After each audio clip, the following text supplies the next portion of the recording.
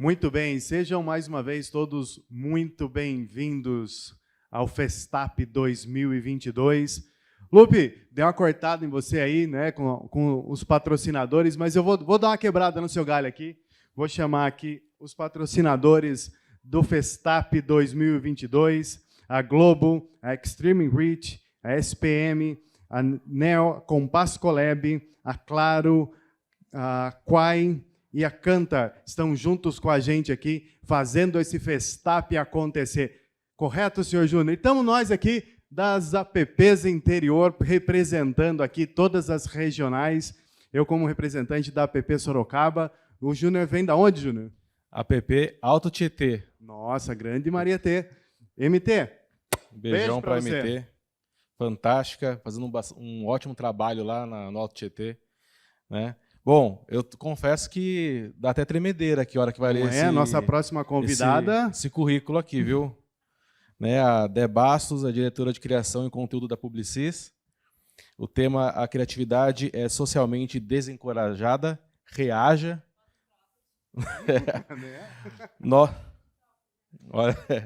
Nossa próxima convidada já atuou para grandes marcas como Coca, Petrobras, Ambev, entre outras. Foi editora de conteúdo e produtora de cinema em filmes institucionais, publicidades e televisão por 7 anos, onde inclusive ganhou o prêmio Monit em 2013, melhor programa feminino, com a equipe de produção do programa Boas-Vindas no canal GNT da Globosat.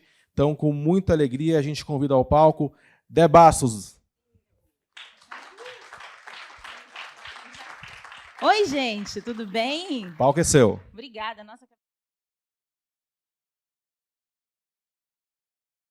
E aí, nossa, tem uma luz aqui, né? Bem ruim da gente enxergar. Aí, agora sim. Eu sou professora, eu gosto de ver a cara do povo.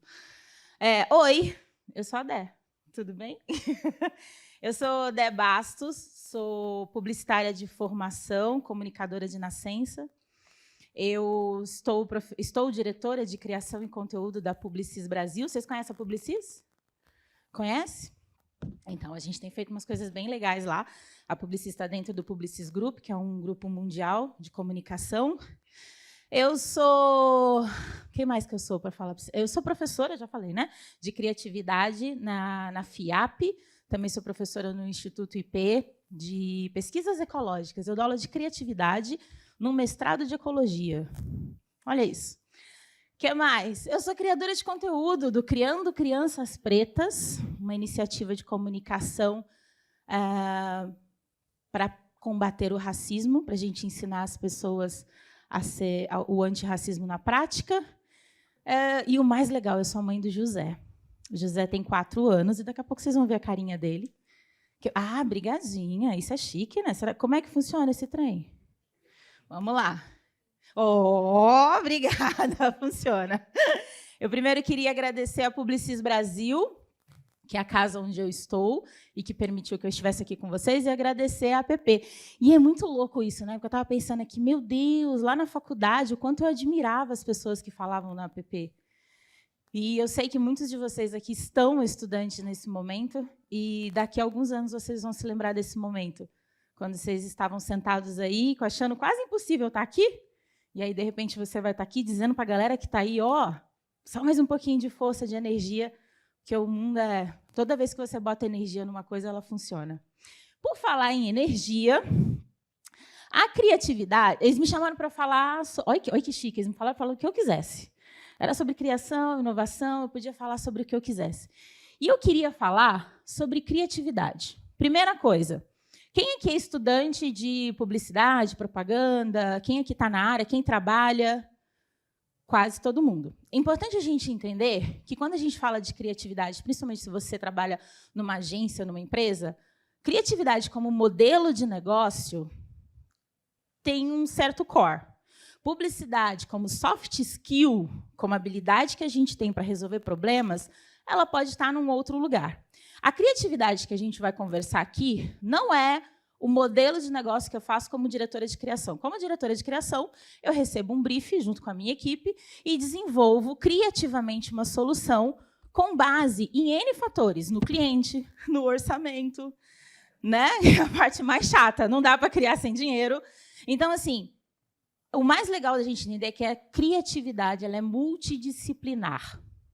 Como eu fiquei sabendo que eu ia vir numa escola, né, numa faculdade, eu falei, velho, vou falar de criatividade como tecnologia. Porque eu queria... Não adianta nada eu vir aqui... Aliás, que coisa chique receber o palco de Raquel Virgínia. Vocês sabem quem é a Raquel Virgínia, que estava aqui? A mulher... primeiro que ela é Woman to Watch no 2022, que é um dos maiores prêmios no Brasil para as mulheres que a gente tem que ficar de olho. Segundo, que ela é CEO da IAI, que é essa Diversitech, que nem ela falou, e é muito massa ver uma mulher com um corpo trans num palco como esse. E é mais legal ainda saber que depois vem uma mulher preta, gorda, diretora numa grande agência. Ou seja, a gente está demais, a gente está hackeando o sistema. E aí, e ela falou muito de tecnologia, né? Nossa, essa luz aqui, eu não consigo ver vocês. Ela falou muito de tecnologia. E era justamente sobre isso que eu queria falar quando eu falo de criatividade. A criatividade ela é socialmente desencorajada. Reaja, bota o cropped. Por que eu estou falando isso? Há diversas escolas de criatividade. A maior parte delas não conversam comigo, porque são eurocêntricas e não falam com o meu corpo de mulher, preta e tal. Mas a criatividade na vida real, a gente fica cada vez mais difícil ser criativo quando você vira adulto. Vocês, com certeza, já viram falar que, quando a gente é criança, a gente é mais criativo, porque a gente tem menos filtro e tal. Há um caminho inverso. Eu não sei vocês, mas eu já ouvi muito. Cara, quando é que você vai crescer? Toda vez que você tenta fazer alguma coisa diferente do padrão estabelecido. Então, a gente precisa entender que a sociedade, do jeito que ela é construída, ela é feita para você não ser criativo. Ela é feita para você seguir o bonde. Beleza? Tá, fácil falar isso, né? É muito fácil falar. Como é que a gente faz isso na prática? Quem sabe o que é esse trem aqui? É o quê? Eu achei que vocês fossem mais jovens, tá? Alguém falou mancebo. Ah, você falou mancebo. Mancebo. É porque eu não sabia nem o nome desse trem.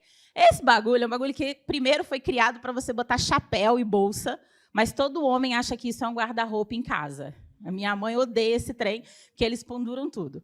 O mais importante dessa mensagem é que eu preciso que vocês pendurem aí, por alguns minutinhos só. Quando acabar a nossa conversa, vocês podem voltar a ser chatos igual vocês são na vida real. Mas aqui, vocês vão tentar pendurar ali as certezas absolutas que vocês têm. Tá? Dá uma respirada. Quando eu falar alguma coisa, que aquele bichinho do adultez vir na sua cabeça do tipo, que garota maluca, que mulher doida, você, calado. Deixa eu ser criança por um pouquinho, deixa eu pensar com o mindset de criança um pouquinho. Então, pendurem aí as suas certezas absolutas. E aí, vamos falar de criança. Como é que as crianças aprendem as coisas? Vai, gente, fala. Fazendo, sem pensar muito, né? O que mais? Como é que as crianças aprendem as coisas? Com exemplo. O que mais? Quebrando. Mas, olha, quando a gente cresce, a gente a gente fica com medo de quebrar tão grande que a gente para de fazer, né? Eu tenho uma irmã que é pedagoga, conversando com ela sobre metodologias de como as crianças aprendem as coisas. Existem 1 zilhão de metodologias de aprendizado. Existe a Waldorf, existe Montessori, enfim. Mas o que quase todas têm em comum é quando a gente observa que as crianças aprendem as coisas por 3 fatores. Primeiro, curiosidade. Mas o que é curiosidade? Curiosidade é o desejo intenso de saber alguma coisa. É tipo quando você sabe que o Léo Dias não é uma boa pessoa, mas ainda assim você vai lá no perfil dele para saber as fofocas. Curiosidade. E isso é uma coisa muito nativa da criança. A criança, ela não faz esse filtro social que a gente faz para ter curiosidade sobre alguma coisa. A gente tem vergonha de assumir o que a gente tem curiosidade para saber. A criança não deve nada para ninguém. Então, ela tem um desejo intenso de saber sobre alguma coisa. Uma segunda coisa é a tal da plenitude. Qual foi a última vez que você fez alguma coisa, tanto quanto uma criança quando está brincando? Eu tenho um filho de 4 anos, como já falei para vocês, às vezes algumas pessoas falam assim, nossa, mas ele não ouve quando a gente está chamando. Ele, de fato, não ouve. A criança, quando está brincando com alguma coisa que ela está entregue naquilo, quando ela está em um estado completo, um estado de totalidade, Quando a criança está no estado de plenitude, ela não ouve o que está acontecendo em volta. Qual foi a última vez que vocês estiveram assim? Vocês estavam ali que você nem viu a hora passar.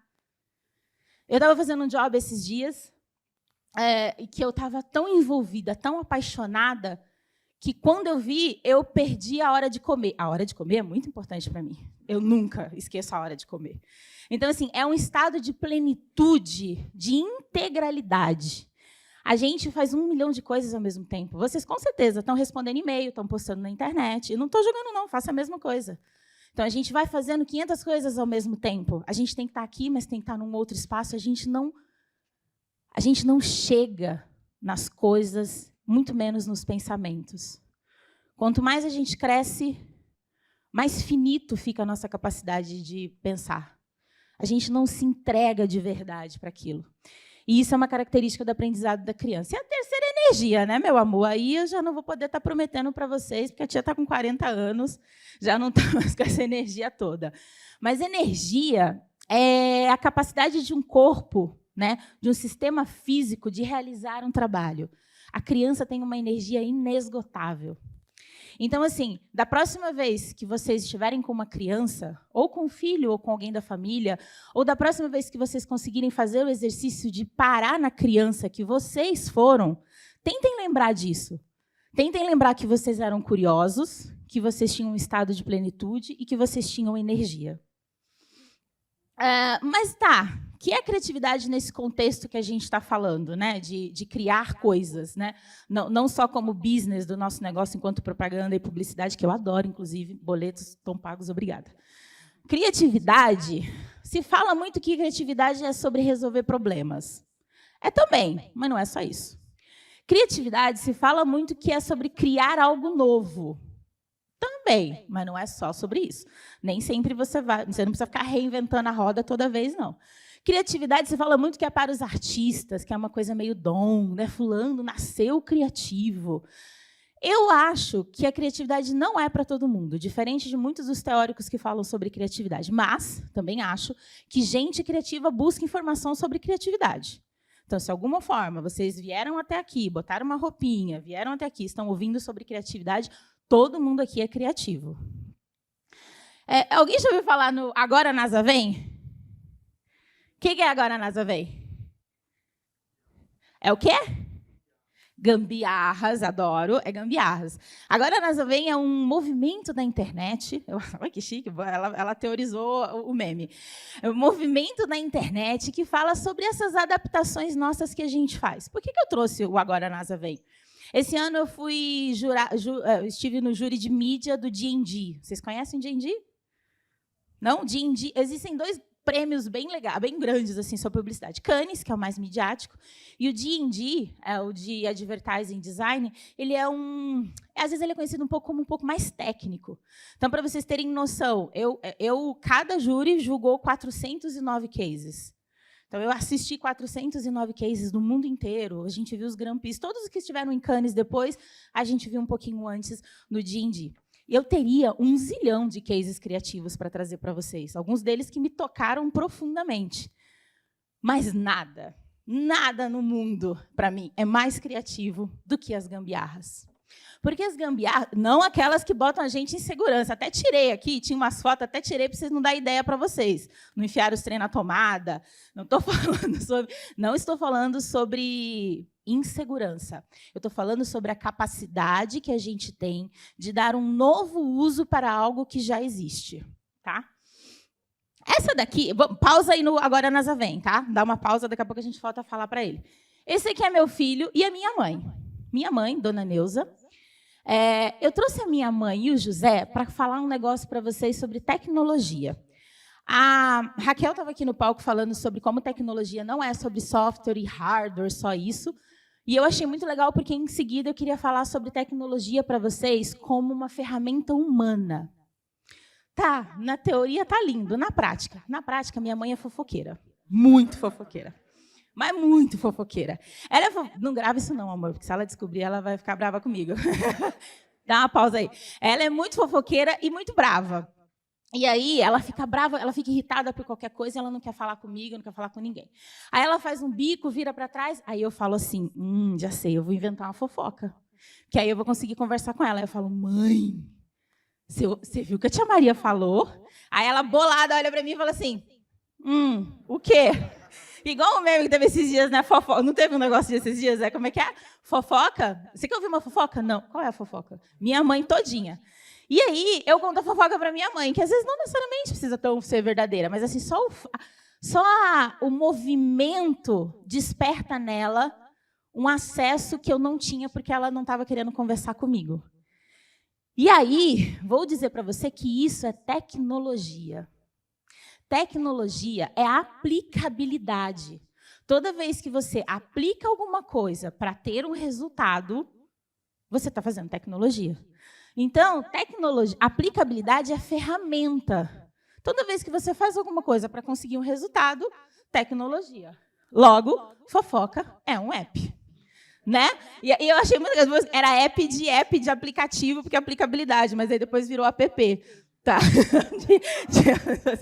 Então, assim, tudo que você usa para conseguir alguma coisa é tecnologia. Logo, criatividade é tecnologia. Tá, Dé, falou, mas e na prática? Se tecnologia é aplicabilidade, técnico é ferramenta, é prática, é ação. Certo? Faz sentido? Então, assim, ao longo dos meus poucos anos, não parece, mas eu sou uma senhora de quase 40 anos, eu fui estudando, fui observando e fui entendendo como é que eu conseguiria construir. Eu sou a criativa técnica, eu sou uma criativa que gosta de planilhas do Excel. Deve ser por isso que eu casei com um engenheiro. Mas, assim, eu sou uma criativa que gosta de processo. Então, eu fui pensando, como é que eu consigo explicar para as pessoas que todo mundo que tem interesse por criatividade pode ser criativo na prática? Então, vamos lá. Primeiro ponto, se vocês quiserem, vocês podem fotografar para depois vocês exercitarem isso. Ou anotar, enfim. Então, vamos lá. Qual é a jornada criativa, qual é a jornada técnica do criativo? Eu preciso criar alguma coisa. Quais são as ferramentas que eu preciso para criar alguma coisa? Primeiro, autoconhecimento. Mas não é o autoconhecimento do Instagram, não é aquela... Não. Autoconhecimento é você saber o que você realmente domina. Todo mundo aqui sabe o que realmente domina? Aquilo que você faz bem desde que você é criança. Aquilo que, se você ligar para tua mãe, para teu pai, para sua avó, para alguém que esteve com você quando você era criança e perguntar, a pessoa vai dizer, putz, você já fazia isso desde criança. Eu sou boa de argumento, desde criança. Então, assim, geralmente a gente não tem consciência disso. Eu quero que vocês, de fato, façam esse exercício de buscar o que vocês eram bons desde criança para fazer. Isso é autoconhecimento. Depois que você descobrir o que você realmente era bom, aí você vai tentar mapear... Oi, tudo bom, querido? E aí, depois que você realmente entender do que você é bom, você vai mapear qual é o seu repertório. Antigamente, Antigamente não, ainda tem muito isso, mas assim, um formato anterior de pensar era uma coisa do especialista. Então, você entrava numa faculdade, entrava na escola, fazia um curso técnico, fazia uma faculdade, fazia mestrado, fazia doc, fazia pós-doc, num único assunto. Passava uma vida inteira estudando sobre um único assunto. Depois chegou a internet, democratização da informação, ótima, maravilhosa, mas aí todo mundo virou especialista de tudo. Aí virou generalista. As pessoas liam uma manchete, achavam que tinham lido... Bem passado isso, né? Só que não. Mas, enfim... As pessoas leem só a manchete do negócio e acham que conhecem o texto todo. Tem alguns teóricos que falam sobre a combinatividade, que é a junção do especialista mais o generalista. Como eu sou especialista em publicidade, porque estou diretora de criação, mas, ao mesmo tempo, tenho referências genéricas. Né? Então, eu posso ser uma publicitária que gosta de engenharia. Eu posso ser uma publicitária que gosta de fotografia, que gosta de carro, que gosta de futebol, que gosta de abelhas. Eu sou completamente fascinada por abelhas. Isso é repertório. Repertório é assim, imagina que você está numa puta de uma cozinha assim, gigantona, cheia de ingredientes. Mas você quer fazer só um arroz com ovo. Mas, mano, tu tem 5 variedades de arroz. Tu tem 10 variedades de ovos de galinhas do mundo todo. Tu tem sal do Himalaia. Então, assim... Você pode fazer o seu arroz com ovo, mas quanto mais ingredientes você tem, mais versões da sua receita você tem. Então, quanto mais repertório você tem, melhores ideias você consegue ter. Repertório ele é recurso para a criatividade. Então, se metam em lugares que não têm a ver com o trabalho de vocês. Se metam em fóruns, se metam em conversas. Quantas vezes eu tenho algumas ideias que vêm da vivência que eu tenho com meu filho? Então, repertório é isso. E aí, depois, então, eu sei muito bem quais são as coisas que eu domino. Eu tenho um repertório, estou aqui munido de um monte de coisa onde os meus amiguinhos não estão se metendo. Aí eu preciso de coragem. Coragem parece um negócio tão utópico, né? Parece tão distante. Ah, beleza, coragem. Mano, coragem é um trem difícil demais de botar na prática. Porque as ideias... Quantas vezes vocês tiveram umas ideias... E aí, depois... Alguém me ajuda aqui a... Sabe dessa água para mim, amorzinho, por gentileza? Quantas vezes você teve uma ideia, não botou ela em prática, dali a alguns dias alguém fez a mesma ideia que você tinha? Isso já aconteceu com vocês? Eu acredito que as ideias... Amigo, não se molhe, amigo, pelo amor de Deus. Obrigada. Uma salva de palmas para o meu amigo gentil. Meu amigo do Alto Tietê, né? A terra do caqui. Morei em Suzano, Mogi. Tô ali, ó. Então, assim, quantas vezes a gente teve uma ideia, não botou em prática, daqui a algum tempo alguém foi lá e botou o trem na... Você falou assim, não acredito. Eu acredito nas ideias que estão num campo energético, assim. Não é um trem espiritual, não. Mas é bem essa coisa de, para mim, as ideias estão aqui, ó, elas estão rodando por aqui. O primeiro que capta e tem coragem de botar em prática é o dono dela. Então, existem milhares de ideias no mundo, mas você precisa de coragem para botar elas em prática. Então, essa é a jornada. Saber o que você faz de bem, ter repertório e botar a mão na massa. Vocês já ouviram falar sobre pensamento convergente e pensamento divergente? Já ouviram na faculdade? Ainda não? Tem algum matemático aqui? Que ótimo, posso falar merda que eu quiser, ninguém vai me corrigir. Porque, assim, divergente e convergente são teorias da física e da matemática, que é sobre expansão e redução. Mas o Sir Ken Robinson, esse cara professor incrível, tem um dos maiores teses disso da história, onde fala que as escolas matam a criatividade. Ele começou a falar sobre pensamento divergente e convergente quando a gente fala de criatividade. Pensamento divergente é quando você expande. Sabe, tipo, quando a gente sai pegando todo mundo antes de escolher um namorado, ou uma namorada, ou um namorade? Pensamento divergente, é o quê? E expande, você abre o campo das possibilidades. São muitas possibilidades antes de você encontrar uma resposta. Pensamento convergente é exatamente o contrário. Então, é quando a gente vai escolher um carro, uma casa, você testa tudo, mas depois você vai afunilando para chegar numa única resposta. Isso é importantíssimo para o nosso processo criativo. A gente, quando está numa agência, quando está num modelo de negócio, a gente esquece de fazer isso. A gente está tão condicionado à rotina que a gente faz o quê? Uma outra estudiosa que eu queria trazer para você. Ai, cortou meu slide! Amigo, pelo amor, essa referência aqui é importantíssima. A gente consegue diminuir isso aqui para a galera ver? Não? Não tem problema. Estava escrito ali o quê? Vocês acharam que eu não ia rebolar minha bunda hoje? Era isso, só que em inglês para ninguém perceber. Não é esse, mas tudo bem, já contei a piada. Já foi, já. Mais para frente, por favor. Ah, eu posso fazer, né? Não, não posso. Ó. Opa, mais um, por favor. Mais um. Aí, deixa assim mesmo. Deixa. Olha lá, aí, olha lá. Did you think I'm gonna my shake tonight? Por quê? Porque se você misturar pensamento divergente e convergente na mesma hora, você faz o quê?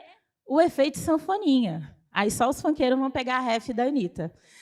Então, o que é o efeito sanfoninha? O que é o efeito sanfona da criatividade? É quando eu tenho uma ideia e aí eu já julgo a ideia. Então, eu faço divergente, então eu abro. Cara, vamos... Como é seu nome? Você. Mafê, vamos criar um trem, Mafê? Eu e você, vamos embora. Então, agora é hora da gente meter o louco. Vamos meter o louco. A gente vai criar o quê, Mafê? Uma marca de tênis, gosto. A gente vai criar uma marca de tênis. Então, agora a gente vai começar a meter o louco. Em modelos, e se a gente fizesse um tênis com rodinhas, se a gente fizesse um tênis que flutuasse? Aí, quando eu começo aqui no brainstorm, você vira para mim e fala assim, não, Dé, flutuar não vai dar, né, gata? Não.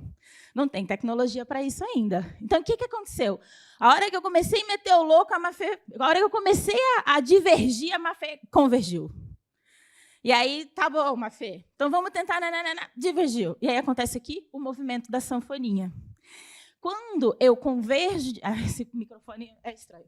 Quando eu faço divergência, convergência, divergência, convergência, eu não expando.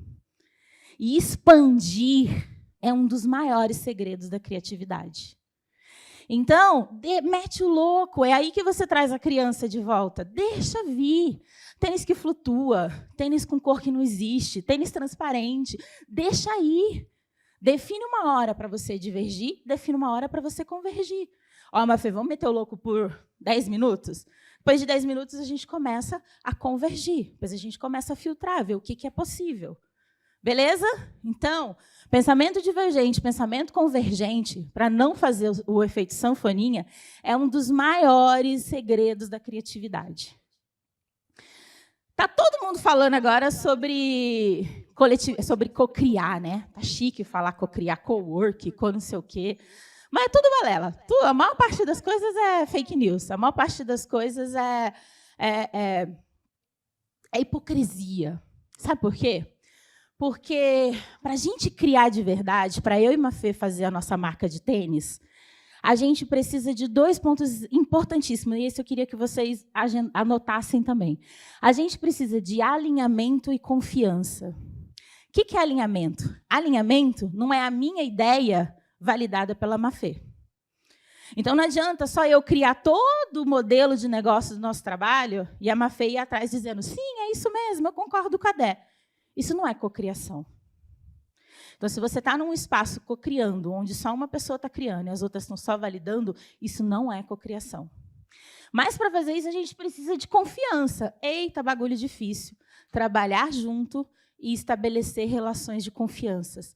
É preciso estar seguro para a Mafê virar para mim e dizer assim, Dé, acho que talvez não vai dar certo.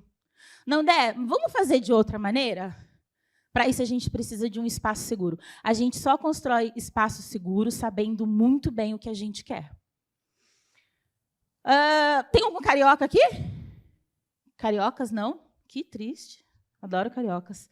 No Rio de Janeiro, existe um bagulho chamado... Às vezes, você chega no estacionamento e tem essa placa chamada estacione enviesado. Não tem, amor? Estacione enviesado. E o que quer dizer isso? O que é para fazer com esse carro? Vai, gente, não é difícil, não. Vai. É isso mesmo que vocês estão pensando. É para estacionar torto, né? Então, estacione enviesado é para você estacionar na diagonal. O que a gente vai falar aqui? Sobre viés inconsciente. Que raios é o tal do viés inconsciente? Viés inconsciente é quando a sua forma de agir, de pensar, de fazer, ela é tendenciosa. Ela sempre está torta para um lado. É ruim, é um problema o tempo todo ter viés inconsciente? É se você não conseguir voltar, se você não conseguir fluir. Todo o tempo a gente vai estar enviesado. Vocês provavelmente já ouviram falar de viés inconsciente como se fosse uma coisa que a gente não pode ter. A gente vai ter, a gente é humano.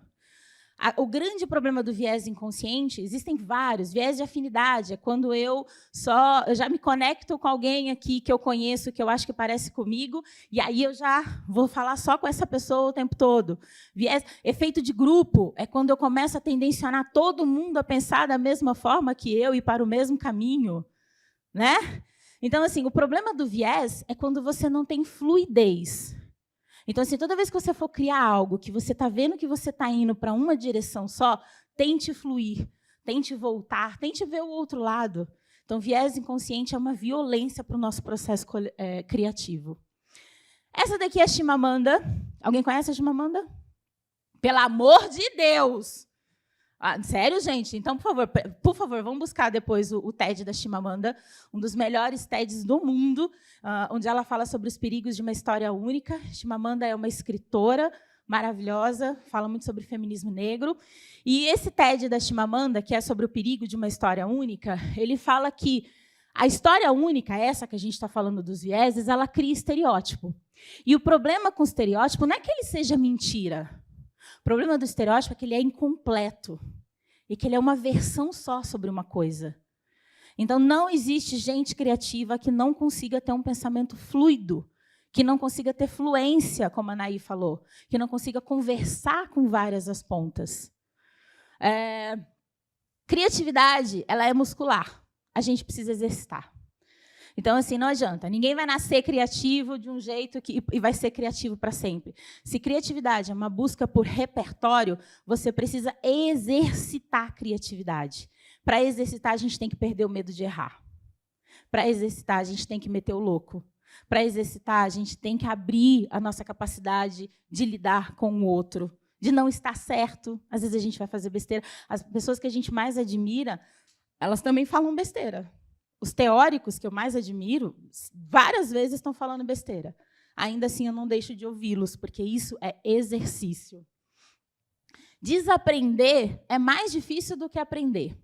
Porque a gente estava falando agora sobre infância, né? A gente aprendeu, a gente foi criando os nossos bloqueios ao longo da nossa vida que impedem a gente de ser criativo. Bloqueio criativo não é o branco, tá? Sabe o tal do deu branco? Isso aí é cansaço mesmo, tá? Então, assim, quando deu branco, que você não está conseguindo fazer mais nada, você está precisando assistir desenho animado, você está precisando parar. Porque gente cansada não pode ser criativa. Então, o bloqueio criativo, ele é... Sabe o que é craca?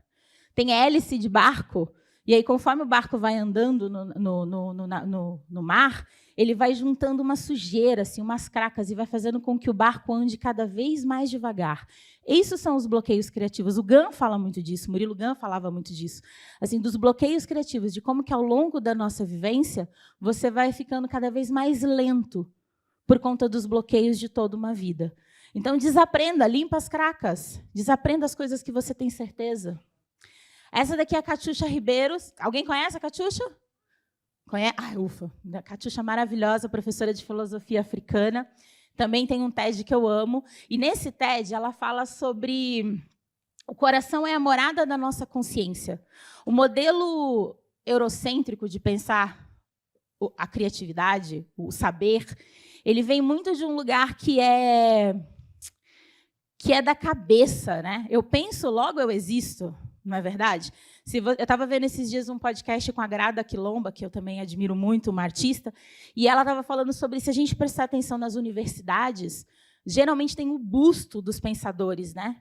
É só o busto, porque é uma contemplação da racionalidade, do pensar. Quando eu me descubro uma mulher negra, quando eu passo a ter letramento, quando eu passo a entender o lugar de onde o meu produzir vem, eu entendo que eu preciso do meu corpo inteiro para criar.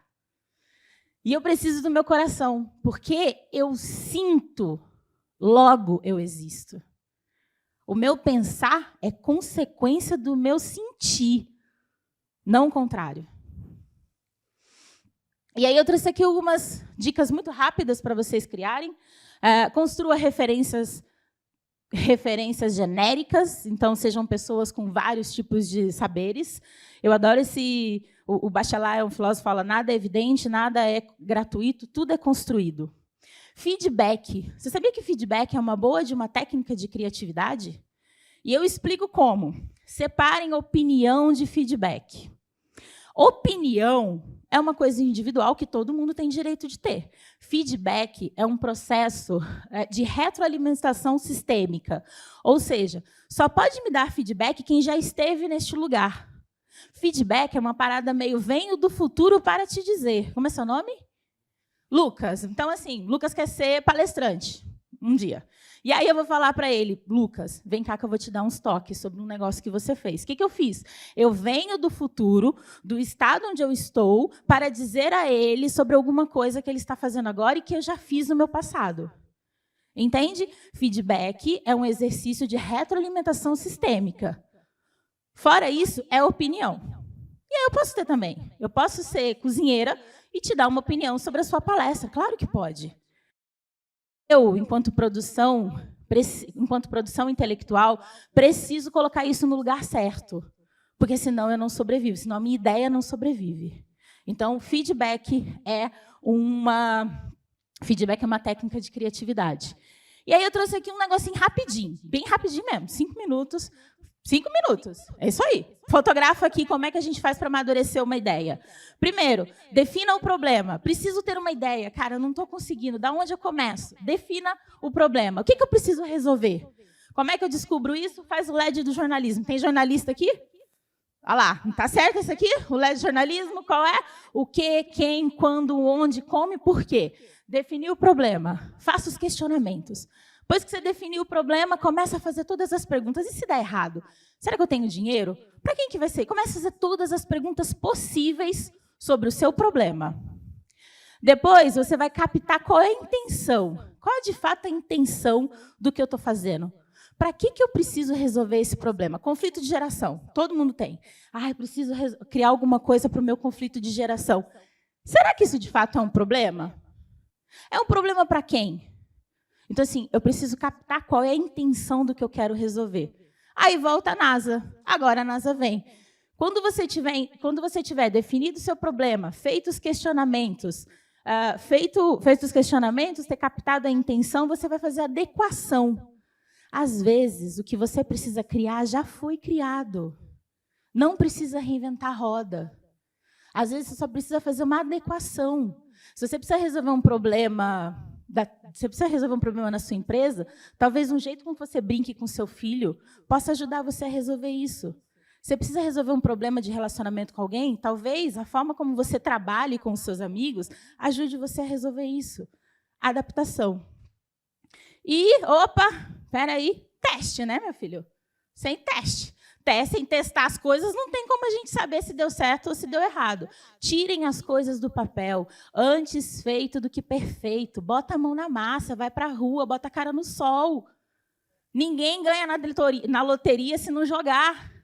Então, façam, pelo amor de Deus, façam alguma coisa. Você não pode fazer verão, você não pode fazer uma casa para o verão do ano passado. Isso é um provérbio africano que diz a mesma coisa. Faça agora, as ideias elas só são boas quando elas vão para a rua. Com amor, der. 5 minutos. 5 minutos. Meu Deus, muito bom, hein? Acelerei. Essa aula eu dou em 4 horas. Arrebentou. Vamos abrir para umas 12 perguntinhas? Vamos embora. Antes do pessoal almoçar? Pode ser? Tô com Alguém fome. quer... Tá com fome? Também. Sempre. Alguém quer fazer uma pergunta? Tudo Olha, isso? Tudo isso. Ninguém? Opa, temos ali. Vamos lá. Eu vou lá para baixo também. A luz está me deixando cega. Então fica aí na frente que a gente... Isso. Vai aqui. Cadê? Quem que foi? Quem? Oi. Oi, tudo bem? Não diga alô, diga como vai, Galisteu. Não, primeiramente, parabéns pela palestra, incrível, ajudou a expandir a mente. Com certeza vem muita ideia criativa por aí. A minha questão é, como que a gente faz para diferenciar uma opinião pessoal para ter uma visão profissional? Sabe, quando a gente vê algo e a gente fala, eu não gostei muito, é uma opinião pessoal ou profissional? Como você consegue diferenciar isso? Repertório técnico. Então, assim, música, tá? Vamos ver, você é músico e você quer fazer uma música. Quanto mais... Não tem almoço grátis, a gente tem que estudar. Quanto mais você estuda, mais você cria um repertório técnico. Aí tem alguma hora, por exemplo, hoje eu estou com quase 20 anos de publicidade. Eu não sou DA, eu sou redatora. Mas tem alguma... Quando vem uma peça que ela podia ser tecnicamente melhor, eu olho e me incomodo. Às vezes eu não sei o nome, sabe? Às vezes eu não sei exatamente qual é o craft que eu quero. Mas eu chamo a ideia e falo, tem alguma coisa aqui. Aí ele vem, mexe e melhora. Então, assim, repertório técnico. E a mesma forma como você tem que ter repertório técnico para dar feedback, para entender que não é uma opinião pessoal, eleja seu conselho. Fulano, fulano e fulano está no meu conselho técnico. Quando eu fizer alguma coisa, eu vou perguntar primeiro para os 3. Se eu perguntei para os 3, eles acharam legal, fizeram alguns apontamentos, mas acharam bom, eu vou perguntar para a Mafê. A Mafê disse que está um horror, provavelmente o problema é a Mafê. Não, amiga, não é, mas... Tá? Então, assim, eleja as pessoas com quem você busca feedback. Esse é um conselho bom para a gente separar a opinião de feedback. Legal, obrigado. Mas seu nome? Mais alguém? Obrigada, William. William, valeu. Mais uma aqui? Vamos lá. Olá, Oi, bonita. tudo jóia? Tudo ótimo. Você estava falando aquela hora sobre a craca do barco, e eu fiquei pensando numa coisa, como a craca do dia a dia também faz a gente acabar perdendo a vontade, né? A criatividade, às vezes. Eu vejo isso no meu estágio, né? Porque às vezes eu tô tão cansada que eu não consigo. Eu até tenho uma ideia, mas eu penso, nossa, aquilo vai dar tanto trabalho, eu vou fazer o básico mesmo.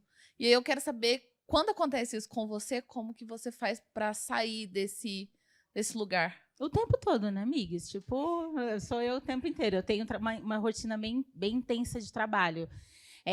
O que eu faço é voltar lá na criança que eu sou. Quais eram as coisas... Você sabe o que é flow? Não aquele podcast horroroso. Não, o flow. Sabe flow, estado de flow. Quem aqui assistiu Divertidamente? Ai, que alívio. Quem assistiu Soul, o filme... Ai, obrigada, Senhor. Repertório, obrigada, Mafê. Então, assim, esses 2 filmes são filmes para crianças que são para adultos e que mostram sobre a importância do seu estado de presença para alguma coisa que você gosta de fazer. Gente cansada não pode ser criativa. E dar o limite para esse espaço que você precisa criar é a coisa mais difícil da vida profissional, seja como estagiária, seja como diretora.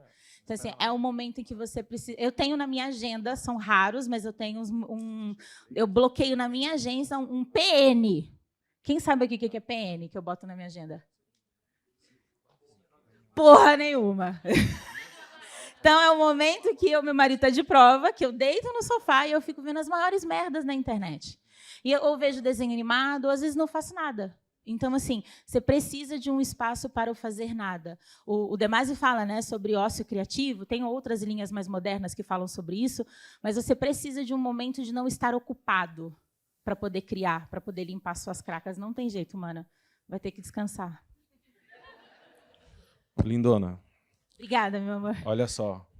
Liberou mais pergunta aqui. Oba! Chique. Alguém quer mais alguma pergunta? Vamos lá? Vocês me façam passar vergonha. O homem liberou. Você também? Então vamos lá, depois a gente volta. Vamos lá. Ô, Dé, você comentou sobre confiança em alinhamento para processos de cocriação. Treta. Como que você estimula o despertar do protagonismo no seu time para que ele conquiste essa confiança na hora de participar disso? Massa pergunta, porque protagonismo... Quando você cocria, você precisa abrir mão do protagonismo como a gente conhece ele no senso comum. Protagonismo não é quem aparece mais. Protagonismo na cocriação é como a gente consegue, num grupo, demonstrar quais são as nossas forças individuais. Assim. Sabe quando um grupo anda de um jeitinho que você fala, cara, eu consigo ver cada participação de cada pessoa. A gente está num momento de... A gente, enquanto sociedade hoje, a gente está num negócio da competição ainda, né? A gente precisa desconstruir a forma como a gente entende competição, sabe? Para a gente poder cocriar. Então, eu tenho uma gestão que ela é linear, que ela é horizontal, perdão. Que ela é horizontal, assim. Então, assim, existem alguns momentos que a gente tem que definir as coisas, mas se ouve quase todo mundo dentro de um momento correto. Então, a confiança ela acontece quando você conhece o grupo que você está trabalhando. É difícil pra caramba, mas tem muito a ver com aquele autoconhecimento, saber o que você realmente é bom e não esforçar no que você talvez não seja tão potente. Eu ameaço mesmo. Não, mentira. Mentira. Eu acho que é deixando ele... pode parecer utópico, mas é deixando eles descansarem. Eu tenho uma preocupação hoje muito grande com o quanto o meu time está se cuidando com saúde mental, quanto eles estão descansando, quanto eles dão os melhores deles e o quanto eles conseguem fazer as coisas. Eles não precisam de mim para criar. Eu só preciso ajudar. Para mim, eu tenho encontrado esse espaço dentro da Publicis. O gestor ele tem um papel de facilitar o trabalho de quem está embaixo, sabe? Então, é dar o melhor deles, estar com saúde mental para isso, entender qual é um direcional. Então, é direcionamento mesmo. Mais uma aqui? Nem sempre a gente consegue trabalhar com pessoas que a gente conhece e o grupo está afinado? Como a gente consegue se manter criativo mesmo com um grupo que às vezes ainda não está afinado ou eventualmente não consegue ficar afinado? Era isso, gente. Um beijo, tchau, muito obrigada. Eita, é porque é sobre a gente. Como é seu nome? Pedro, o nome do meu enteado. É que é sobre a gente, sabe, Pedro? A gente terceiriza muito a forma como a ineficiência do nosso trabalho, do nosso tempo. É sempre sobre o outro. Ai, meu trabalho é ruim, logo eu não crio. Ai, o meu chefe é um chato. Não, o meu não, o meu é maravilhoso. Sócio da PP, cadê a câmera? Um beijo pro meu chefe. Não, mas é isso, é sempre sobre o outro. Quando a gente entende esse espaço que é nosso e que o meu trabalho produtivo depende de mim, e limite, né? Então, assim, eu acredito de verdade que gente cansada não pode ser criativa. Então, tem uma hora que você precisa botar os limites, porque, olha, eu preciso desse espaço para pensar. O universo corporativo vai pressionando você a não fazer isso. Mas as pessoas mais bem-sucedidas que eu conheço, elas entenderam esses limites, sabe? Então, é autoestima, vocês são bons, vocês são fodas, vocês não, sabe? Então, assim, tipo, eu sei o que eu estou fazendo, eu preciso desse momento. Limite para que... É o mesmo da amiguinha ali. Limite para você operar no seu melhor, sabe? Ser uma pessoa, não uma máquina. Dé, mas eu acho que também entra muito de processo, né? É um pouco mais difícil, né, amigo? Porque processo é um trem que Igual você depende falou, do coletivo, né? No início da sua palestra, aquele esqueminha, né, de se conhecer, Que é de buscar individual. referências, de ir atrás, para incentivar a criatividade, né? É isso, mas que é individual. A gente precisa entender que o nosso trabalho é individual dentro de um coletivo. Se você define bem qual é o seu processo individual, se você sabe bem como você opera criativamente, você leva isso para o coletivo. Para mim, é de dentro para fora, do indivíduo para o coletivo. Difícil. Geralmente, o que a gente faz é absorver a energia do coletivo, o caos que está no seu trabalho, e reflete isso em você. É preciso o autoconhecimento para fazer o contrário. É de como eu opero para colaborar com o coletivo. Por isso que precisa de alinhamento. Oi. Bom, beleza. Vou ficar aqui também do seu lado? Vamos embora. Tem um caqui aí? Não? Não tem. Pessoal, obrigado mesmo. Foi obrigada. fantástico mesmo. Fora de sério, estar com alguém de outras bolhas, com bastante experiência, né? Trazendo esse carisma também, né? Que fantástico, que É legal você cativa a falar gente. acerca de bolha, porque tem muito isso agora, né? Ai, não sei o que lá, tem que estourar bolha. Tá todo mundo numa bolha Estourando a falando bolha. da bolha do amiguinho do lado, tá? Não tem ninguém fora da bolha, não. É que às Nossa vezes bolha. Então. tem sempre uma bolha. Rapidinho, sabe o que é bolha? De onde vem o conceito de bolha? Tem algum economista? Eu adoro quando não tem, porque aí eu posso inventar, vocês nunca vão saber se é verdade. Mentira. A bolha, ela vem do conceito de bolha imobiliária, que é quando você tem um grupo de pessoas tem uma visão distorcida do futuro. Rio de Janeiro, Copa do Mundo e Olimpíada. Todo mundo começou a comprar apartamento. Comprou apartamento. Ai, a gente vai ser muito bom. O que aconteceu? Acabou tudo isso. E aí, quando estourou-se a bolha do imobiliário, você viu que você não podia vender os apartamentos no mesmo preço que você comprou. Então, bolha vem dessa visão distorcida que a gente tem. E todo mundo tem. Só precisa, né, tentar se movimentar dentro da bolha. Show. Pessoal, a gente vai parar para um break agora. Vai estar rolando